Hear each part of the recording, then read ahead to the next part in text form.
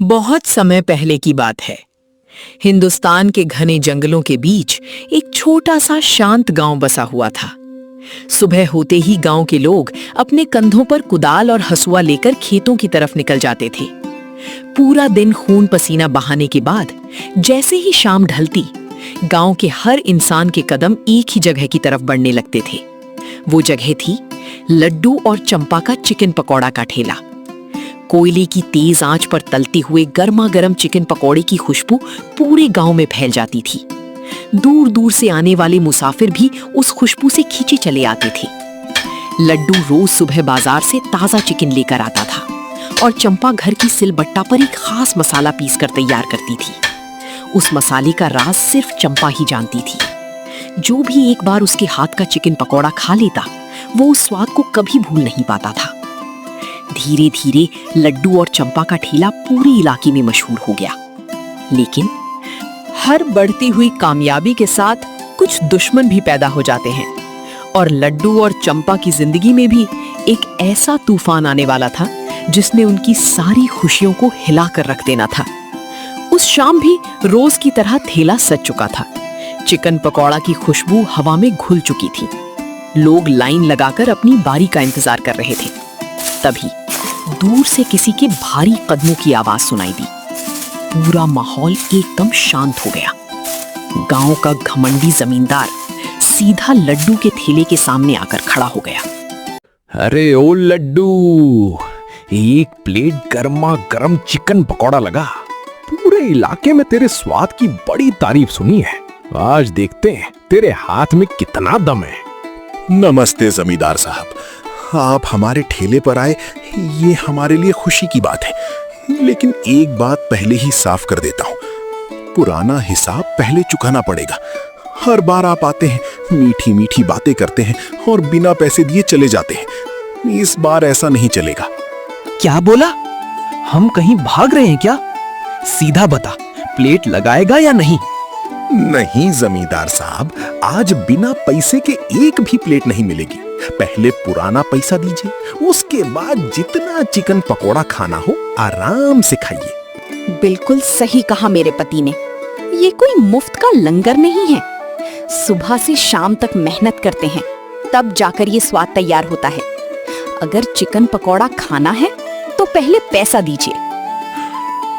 चंपा, बहुत ज्यादा जुबान चलने लगी है तुम्हारी।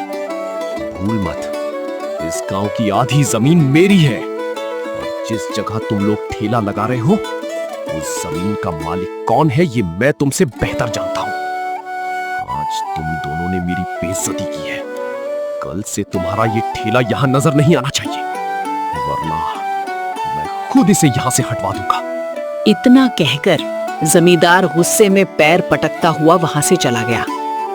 उसके जाते ही पूरे माहौल में सन्नाटा छा गया। लड्डू और चंपा एक दूसरे की तरफ देखने लगे। दोनों को अंदाजा हो गया था कि मुसीबत अभी खत्म नहीं हुई है और उनकी असली परीक्षा अब शुरू होने वाली थी। जमींदार के गुस्से में वहां से जाते ही लड्डू और चंपा ने चैन की सांस भी नहीं ली थी कि तभी गांव की दो बुजुर्ग औरतें, एक काकी और एक चाची, धीरे धीरे चलती हुई ठेले के पास आ पहुंची। दोनों के चेहरे पर गुस्सा साफ दिख रहा था। लड्डू ने हमेशा की तरह मुस्कुराकर उनका स्वागत किया, लेकिन उस दिन उनके आने का मकसद चिकन पकौड़ा खाना नहीं था, बल्कि लड्डू और चंपा को सबक सिखाना था। प्रणाम काकी, प्रणाम चाची। आइए ना, बहुत दिनों बाद हमारे ठेले पर आना हुआ। बैठिए, अभी गर्मा गर्म चिकन पकौड़ा तैयार करता हूँ। लड्डू, हम यहाँ चिकन पकौड़ा खाने नहीं आए हैं। पहले हमारे सवाल का जवाब दे। जी काकी, पूछिए, क्या बात है? तू रोज अपनी बीवी चंपा को ठेले पर क्यों लेकर आता है? गांव में और कोई मर्द अपनी औरत से बाहर काम नहीं करवाता, फिर तू ही ये सब क्यों कर रहा है? काकी, सच कहूं तो यहाँ जो लोग इतनी दूर दूर से आते हैं, वो सिर्फ चिकन पकोड़ा खाने नहीं आते, वो चंपा के हाथों के मसालों का स्वाद चखने आते हैं। ये ठेला मेरा कम चंपा का ज्यादा है। मैं तो बस उसका हाथ बटाता हूं। काकी, अगर मैं अपने पति के साथ मेहनत करती हूँ तो इसमें गलत क्या है? हम दोनों मिलकर अपना घर चलाते हैं, इससे किसी को क्या परेशानी हो सकती है? परेशानी बहुत बड़ी है बिटिया। तुम्हें देखकर गांव की औरतें भी घर से बाहर निकलने की बात करने लगी हैं। कल को सब औरतें काम करेंगी और मर्द घर में बैठकर बर्तन मांजेंगे। ये हमारे गांव की रीत रिवाज के खिलाफ है। आज के बाद चंपा इस ठेले पर नजर नहीं आनी चाहिए। ये हमारा फैसला है। लेकिन काकी, सिर्फ इसलिए कि मैं अपने पति का साथ दे रही हूँ, क्या ये इतना बड़ा गुनाह है? ठीक है काकी, ठीक है चाची। अगर आप सब बुजुर्गों की यही इच्छा है तो कल से चंपा ठेले पर नहीं आएगी। अब आप दोनों गुस्सा छोड़िए, एक बार हमारे हाथ का चिकन पकौड़ा खाइए। लड्डू ने दोनों के सामने गर्मा गर्म चिकन पकौड़ा की प्लेट रख दी। जैसे ही काकी और चाची ने पहला टुकड़ा मुंह में रखा, उनके चेहरे का गुस्सा धीरे धीरे मुस्कान में बदल गया।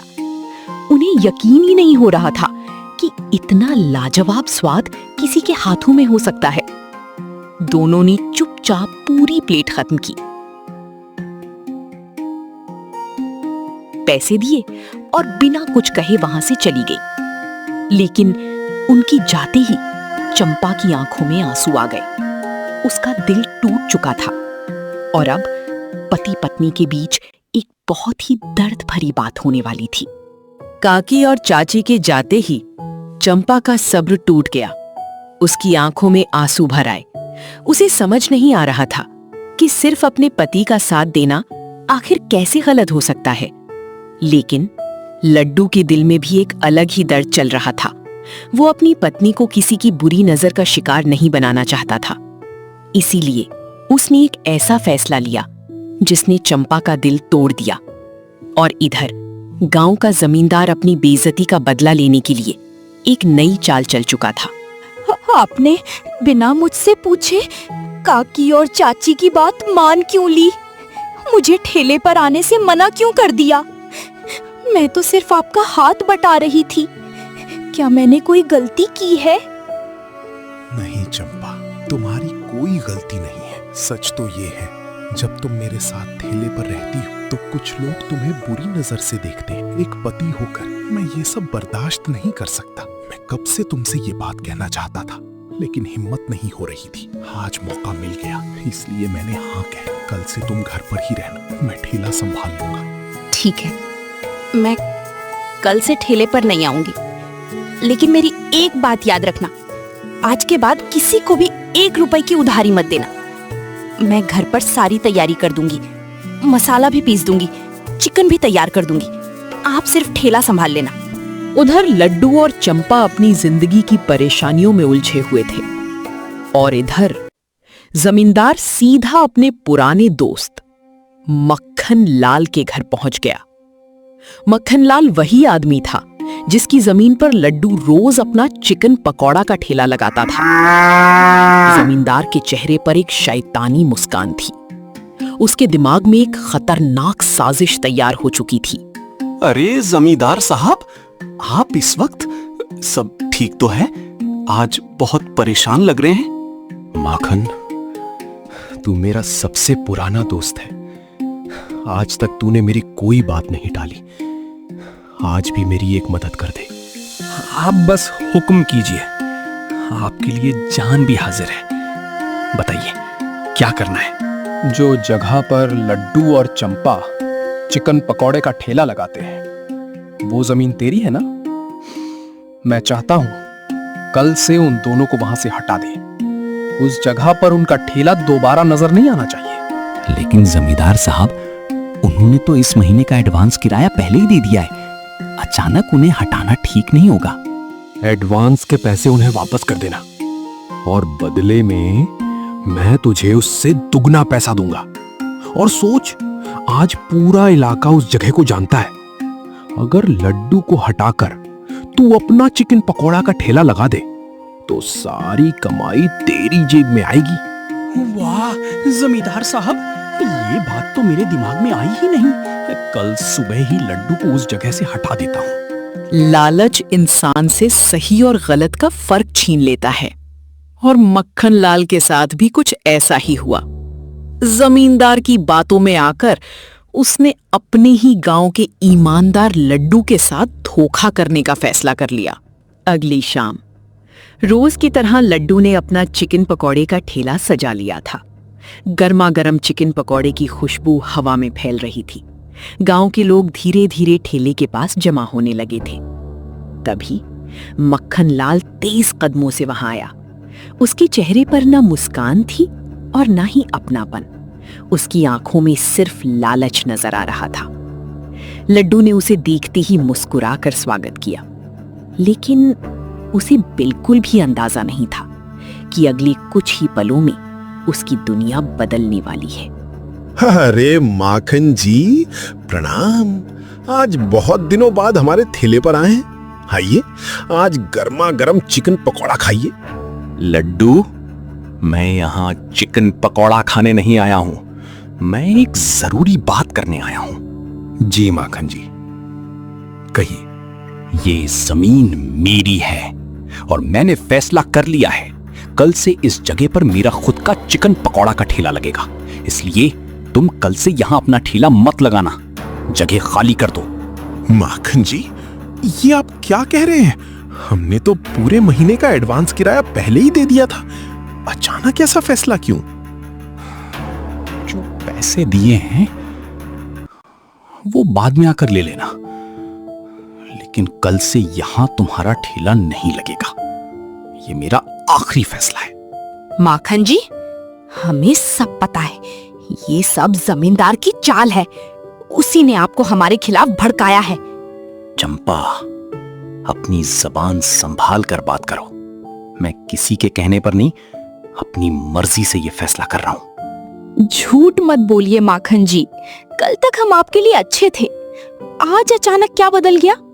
सिर्फ पैसों के लिए आप हमारी रोजी रोटी छीन रहे हैं। बस चंपा, और कुछ मत बोलो। माखन जी, अगर ये आपका फैसला है तो हमें मंजूर है। हम कल से यहां ठेला नहीं लगाएंगे। भगवान ने चाहा तो किसी और जगह से फिर से शुरुआत कर लेंगे। लड्डू की बात सुनकर माखन लाल के चेहरे पर एक हल्की सी मुस्कान आ गई। उसे लगा उसकी चाल कामयाब हो गई। वो बिना कुछ कहे वहां से चला गया। इधर लड्डू और चंपा चुपचाप अपना सारा सामान समेटने लगे। आज उनके हाथ सामान उठा रहे थे, लेकिन उनका दिल बहुत भारी था। दोनों धीरे धीरे घर की तरफ चल दिए। उन्हें बिल्कुल भी पता नहीं था कि उनकी असली परीक्षा अभी शुरू हुई है। घर पहुंचते ही चंपा के सब्र का बांध टूट गया और उसकी आंखों से आंसुओं की धार बहने लगी। घर की दहलीज पर कदम रखते ही चंपा के दिल में दबा हुआ दर्द फूट पड़ा। पूरे दिन वो खुद को संभालती रही, लेकिन अब उसके आंसू रुकने का नाम नहीं ले रहे थे। उसे लग रहा था जैसे उनकी सालों की मेहनत एक ही पल में बर्बाद हो गई हो। लेकिन लड्डू अब भी बिल्कुल शांत था। उसके चेहरे पर उदासी जरूर थी, लेकिन उसका हौसला अब भी जिंदा था। उसे पूरा यकीन था कि इंसान की पहचान उसकी जगह से नहीं, बल्कि उसके हुनर से होती है। देखा, मैं पहले ही कह रही थी, उस जमींदार की नीयत कभी साफ नहीं थी। अब हमारी रोजी रोटी भी छिन गई। अब हम क्या करेंगे? घर का खर्चा कैसे चलेगा? चंपा, इतनी जल्दी हिम्मत मत हारो। हमसे सिर्फ एक जगह छीनी गई है, हमारा हुनर नहीं। चिकन पकौड़ा बनाना हमारे हाथों की पहचान है, और इस पहचान को दुनिया की कोई ताकत हमसे नहीं छीन सकती। लेकिन अगर नए ठेले पर कोई ग्राहक ही नहीं आया तो हम भूखे मर जाएंगे। नहीं चंपा, जो लोग हमारे स्वाद के दीवाने हैं वो हमें ढूंढते हुए खुद आ जाएंगे। हुनर की खुशबू कभी छुप नहीं सकती। ठीक है, मैं कल सुबह से फिर वही खास मसाला तैयार कर दूंगी। चिकन भी साफ करके रख दूंगी। आप बस हिम्मत मत हारना। बस यही तो मेरी चंपा है। जब तक तुम मेरे साथ हो किसी बात का डर नहीं। कल से हम एक नई जगह, एक नई उम्मीद के साथ फिर से अपना चिकन पकौड़ा का ठेला लगाएंगे। उस रात दोनों ने मुश्किल से कुछ खाया, लेकिन दोनों के दिल में एक नई उम्मीद जरूर थी। अगली सुबह सूरज की पहली किरण के साथ ही चंपा ने अपना खास मसाला पीसना शुरू कर दिया। लड्डू बाजार से ताजा चिकन लेकर आया। दोनों ने मिलकर पूरी तैयारी की और इस बार गांव के दूसरे कोने में एक बिल्कुल नई जगह पर अपना चिकन पकोड़ा का ठेला लगा दिया। उन्हें नहीं पता था कि आने वाला दिन उनकी जिंदगी का सबसे बड़ा इम्तिहान भी होगा और सबसे बड़ी जीत भी। उधर माखन लाल ने पुरानी जगह पर अपना चिकन पकोड़ा का ठेला लगा लिया। उसे पूरा यकीन था कि पुरानी जगह की वजह से सारे ग्राहक उसके पास ही आएंगे। उसके चेहरे पर घमंड साफ दिख रहा था, लेकिन उसका ये घमंड कुछ ही देर में टूटने वाला था। आइए आइए, गर्मा गर्म चिकन पकौड़ा, पूरे गांव का सबसे बेहतरीन स्वाद। एक बार खाओगे बार बार आओगे। माखन लाल की आवाज पूरे बाजार में गूंज रही थी, लेकिन उसके ठेले के सामने सिर्फ 2-4 लोग खड़े थे। तभी गांव के कुछ लोग उधर से गुजरे। अरे भाई, ये मक्खन लाल का ठेला कब से लगने लगा? लड्डू और चंपा कहाँ हैं? हम तो उनके चिकन पकोड़ा के लिए आए हैं। हाँ, हम तो लड्डू के हाथ का स्वाद खाने आए हैं। चलो उनका नया ठेला ढूंढते हैं। बस फिर क्या था, गांव के सारे लोग लड्डू और चंपा को ढूंढते हुए उनके नए ठेले तक पहुंच गए। थोड़ी ही देर में लड्डू के ठेले के सामने लंबी लाइन लग गई। लोग गर्मा गर्म चिकन पकौड़ा खाते जा रहे थे और उसके स्वाद की तारीफ करते जा रहे थे। उधर बाहर के गांव से आए मुसाफिर भी पुरानी जगह पर पहुंचे, लेकिन वहां लड्डू नजर नहीं आया। भाई साहब, यहाँ पहले लड्डू नाम का आदमी चिकन पकौड़ा बेचता था, उसका ठेला कहाँ गया? अब वो यहाँ नहीं आता। अब मैं ही चिकन पकौड़ा बनाता हूँ। एक प्लेट खा कर देखिए। नहीं भाई, हम इतनी दूर सिर्फ लड्डू के चिकन पकौड़ा के लिए आए हैं। पहले हमें बताओ उसका नया ठेला कहाँ लगा है? ये बात सुनते ही माखन लाल के चेहरे का रंग उड़ गया। बाहर के सारे ग्राहक भी लड्डू और चंपा को ढूंढते हुए उनके नए ठेले पर पहुंच गए। अब लड्डू के ठेले पर इतनी भीड़ थी कि लोगों को अपनी बारी का इंतजार करना पड़ रहा था। दूसरी तरफ माखन लाल के ठेले पर सन्नाटा छाया हुआ था। उसका बनाया हुआ चिकन पकौड़ा ठंडा पड़ चुका था। शाम तक उसका आधा सामान भी नहीं बिका। उसका बहुत बड़ा नुकसान हो गया। माखन लाल चुपचाप अपने खाली ठेले पर बैठा सिर पकड़कर सोच रहा था। उसे समझ आ चुका था कि ग्राहक जगह के नहीं, स्वाद और ईमानदारी के दीवाने होते हैं। और उधर लड्डू और चंपा के चेहरे पर कई दिनों बाद फिर से मुस्कान लौट आई थी।